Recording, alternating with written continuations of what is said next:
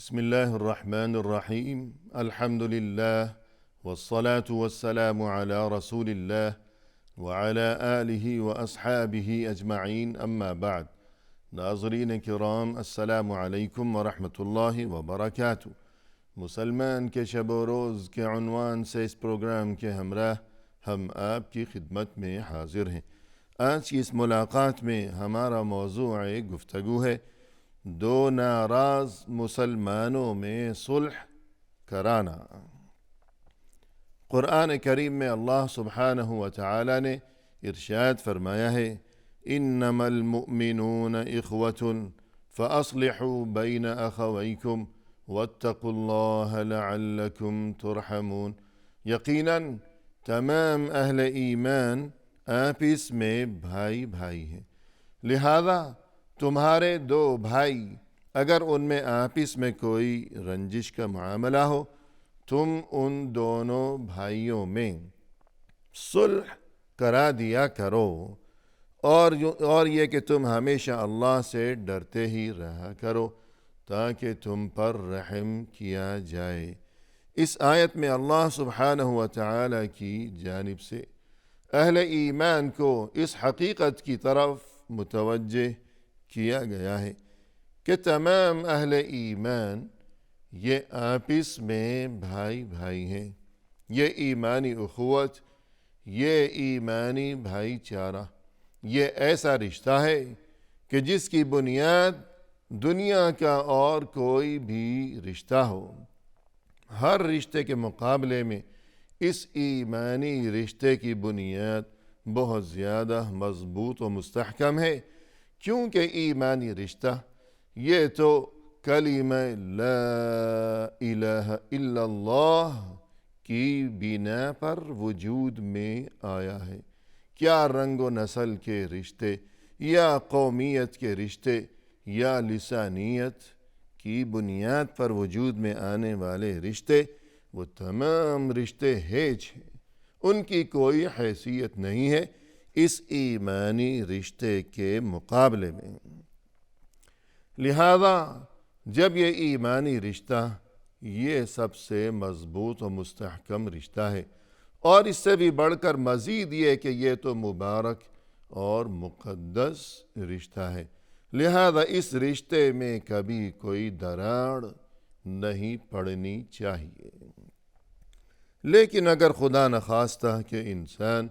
آخر کمزور ہے، فطری معاملات بھی اس کے ساتھ چلے آ رہے ہیں، کوئی فرشتہ تو نہیں ہے، آخر انسان تو بس انسان ہی ہے۔ اگر دو مؤمنوں کے مابین زندگی کے کسی موڑ پر کوئی رنجش پیدا ہو گئی ہو، وہ دو افراد ہوں یا دو قومیں ہوں یا خاندان ہوں یا کسی بھی سطح کا وہ معاملہ ہو، تو اللہ کی طرف سے حکم یہ دیا گیا کہ تم جلد از جلد ان میں صلح کی کوشش کرو، اس بارے میں فکر و جستجو کی جائے، اور یہ کہ اس بارے میں جد و جہد کیا جانا ضروری ہے، نہ یہ کہ باقی تمام لوگ اور معاشرے کے دیگر تمام افراد بس تماشائی بنے بیٹھے رہیں کہ ہمیں کیا لینا دینا ہے اس معاملے سے۔ پھر یہ بھی فرمایا آیت کے آخری حصے میں کہ اللہ سے ڈرتے رہو تاکہ تم پر رحم کیا جائے، یعنی آپس میں صلح کرانا یہ گویا کہ اللہ کے خوف کا یہ تقاضا ہے۔ اگر دلوں میں تقویٰ ہوگا، اللہ کا خوف ہوگا، اللہ کا ڈر ہوگا، اور یہ کہ فکر آخرت کا جذبہ ہوگا، تو مسلمان اہل ایمان آپس میں نفرتوں اور رنجشوں سے باز رہیں گے، اپنے تعلقات کو خوشگوار بنائے رکھیں گے، اور اسی طرح اگر دوسرے کوئی دو افراد ہیں اور ان میں رنجش ہو گئی ہو تو باقی اہل ایمان انہیں اسی حالت پر چھوڑنے کی بجائے فکر کریں گے، کوشش کریں گے کہ ان میں بہتری واپس کسی طرح لوٹ آئے۔ اسی طرح فرمایا قرآن کریم میں فاتقوا اللہ واصلحوا ذات بینکم، تم اللہ سے ڈرتے رہو اور اپنے باہمی تعلقات کو تم ہمیشہ درست رکھو، خوشگوار رکھو، کہ جو آپس کے معاملات ہیں اور جو باہمی تعلقات ہیں، تو اللہ کی طرف سے جا بجا قرآن کریم میں وضاحت و صراحت کے ساتھ اس چیز کا ہمیں حکم دیا گیا ہے کہ اللہ سے ڈرو، اور یہ کہ آپ اس کے تعلقات کو درست رکھو، اور یہ کہ لعلکم ترحمون، تاکہ تم پر رحم کیا جائے۔ یعنی آپس میں اگر جھگڑے ہوں گے، فسادات ہوں گے، اور یہ کہ خون ریزیاں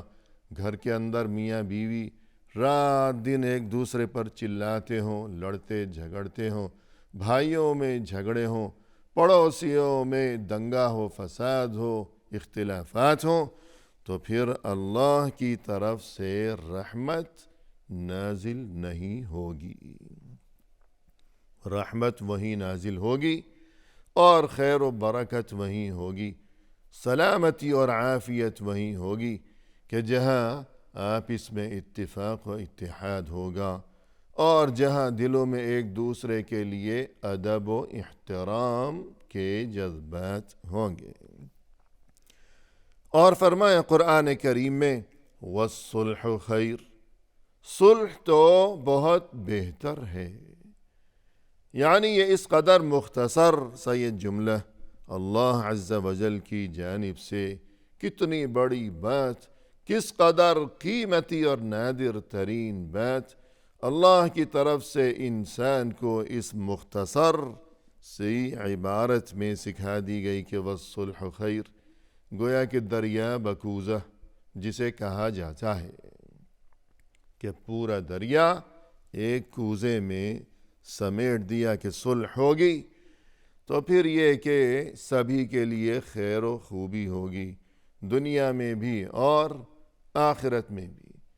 اور اس گھر کا جو ماحول ہوگا وہ گھر جنت کا نمونہ بن سکے گا، اور وہ دفتر ہو، کوئی کارخانہ ہو، کوئی بھی ادارہ ہو، یا کوئی ملک ہو، یا کوئی بھی معاشرہ ہو، جہاں صلح ہوگی، آپس کے تعلقات خوشگوار ہوں گے، دلوں میں عزت ہوگی ایک دوسرے کے لیے، تو دنیا میں بھی خیر و خوبی، آخرت میں بھی خیر و خوبی، اپنے لیے بھی بہتری اور دوسروں کے لیے بھی بہتری۔ اور یہ کہ سبھی جانتے ہیں کہ وہ دو خاندان ہوں، دو فوجیں ہوں، دو لشکر ہوں، بڑے بڑے طاقتور عظیم الشان، یا دو افراد ہوں محض، جتنا بھی لڑ لیں اور جس قدر بھی وہ پنجہ آزمائی کر لیں، اور جس قدر وہ طاقت استعمال کر کے اور زور لگا لگا کر دیکھ لیں، آخر ایک وقت وہ آئے گا کہ وہ مجبوراً خود ایک دوسرے کو یوں کہنے پر مجبور ہو جائیں گے، اور ان کے دل سے یہ آواز آئے گی کہ کب تک لڑیں گے، بہت دیکھ لیا، اور یہ کہ عافیت تو اسی میں ہے کہ بھائی بیٹھ کر ذرا بات چیت کر لی جائے۔ تو پھر اس کا مقصد یہ ہے کہ لڑنے کی سرے سے کوئی ضرورت ہی نہیں تھی۔ اور یہ معاملہ یعنی اگر دو خاندانوں کے درمیان یا دو افراد کے درمیان ناراضگی چل رہی ہو، اب اس ناراضگی کو دور کرنا، اور اگر کوئی یہ چاہے کہ میں صلح کرا دوں، کاش کسی بھی طرح ان دونوں کے درمیان، تو چونکہ یہ کوئی آسان معاملہ نہیں ہے،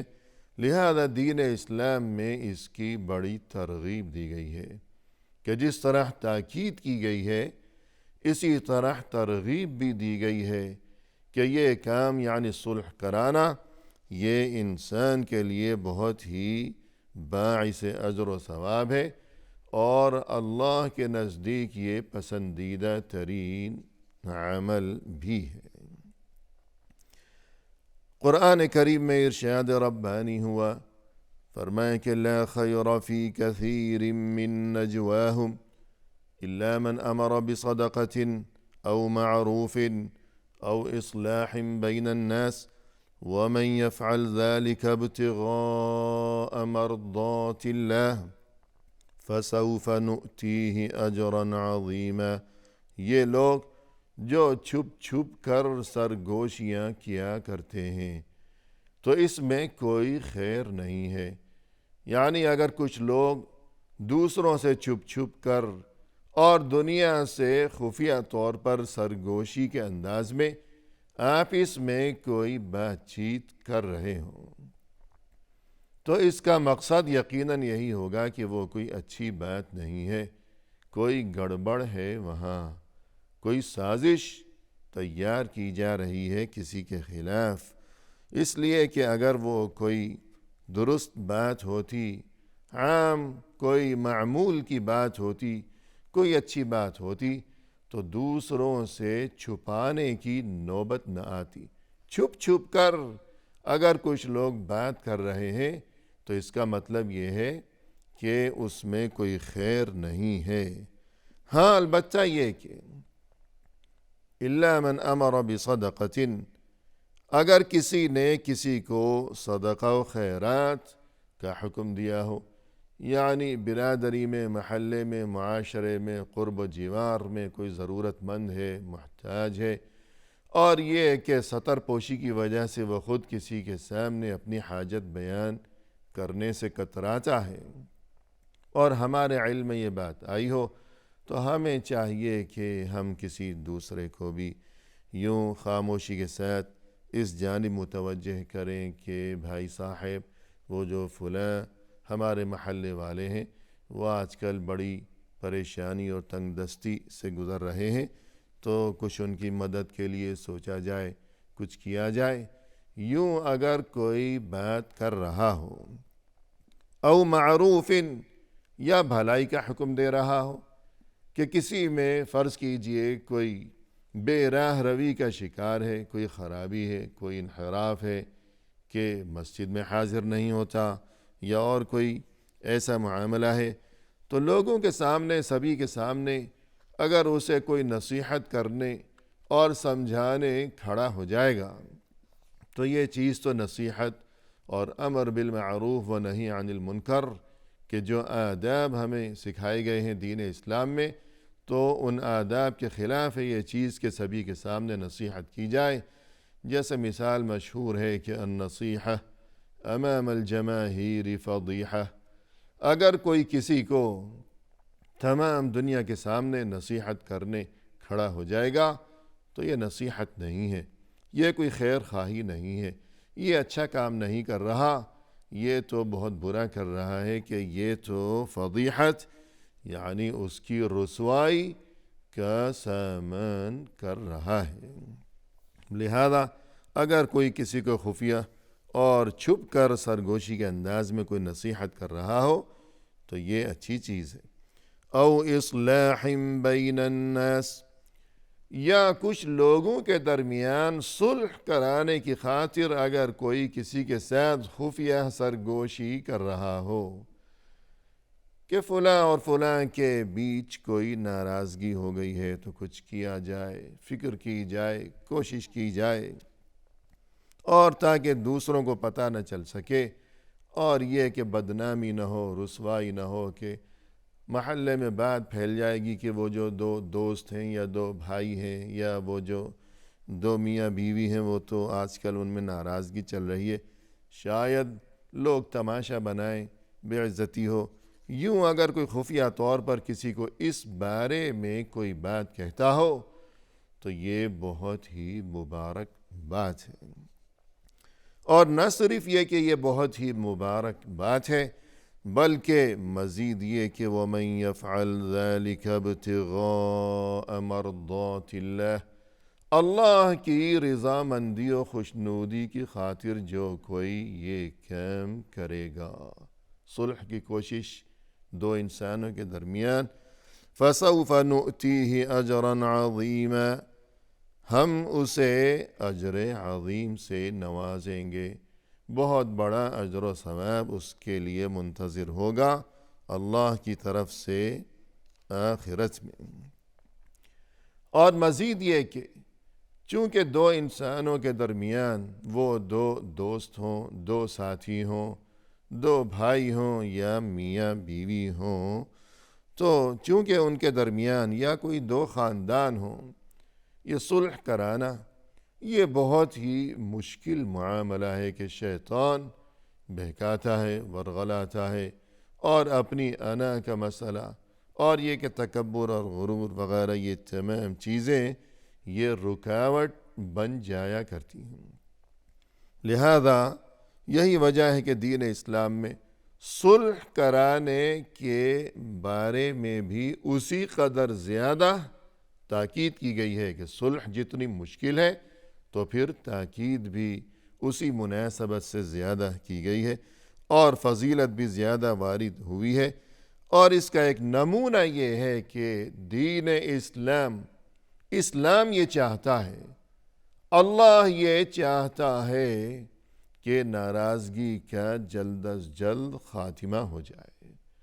یہ ناراضگی طول نہ پکڑنے پائے، کہ جس قدر یہ ناراضگی طول پکڑے گی تو اسی قدر معاملہ بگڑتا ہی چلا جائے گا، تاکہ یہ ناراضگی کا معاملہ جلد از جلد حل ہو جائے۔ تو جو بھی اس سلسلے میں ہو سکے، تو ایک بات یہ کہ قال رسول اللہ صلی اللہ علیہ وسلم لیس الكذاب الذي يصلح بین الناس فینمی خیرا او یقول خیرا، اگر کوئی شخص دو انسانوں کے درمیان ناراضگی دور کرنے کی خاطر مبالغے سے کام لے کہ بات کو ذرا بڑھا چڑھا دیا ہے، مثلا یوں کہا کہ آپ کو غلط فہمی ہو گئی، وہ تو آپ کی بہت عزت کرتا ہے، آپ کو اچھا انسان سمجھتا ہے، اور اس کے دل میں تو آپ کے خلاف کوئی رنجش نہیں ہے، شاید آپ کو غلط فہمی ہو گئی، آپ بھی غلط فہمی دور کر دیجئے، اور وہ تو صلح کرنا چاہتا ہے، اگر واقعی ایسی بات ہے، لیکن مزید بڑھا دیا اسے اپنی جانب سے صلح کی خاطر، تو فرمایا رسول اللہ صلی اللہ علیہ وسلم نے کہ اگر کوئی ایسا کرتا ہے تو اسے جھوٹ تصور نہیں کیا جائے گا، کہ تھوڑا سا مبالغہ بھی کر لیا تو یہ جھوٹ نہیں ہے۔ اسی کے ساتھ ناظرین فی امان اللہ، وآخر دعوانا ان الحمد للہ رب العالمین۔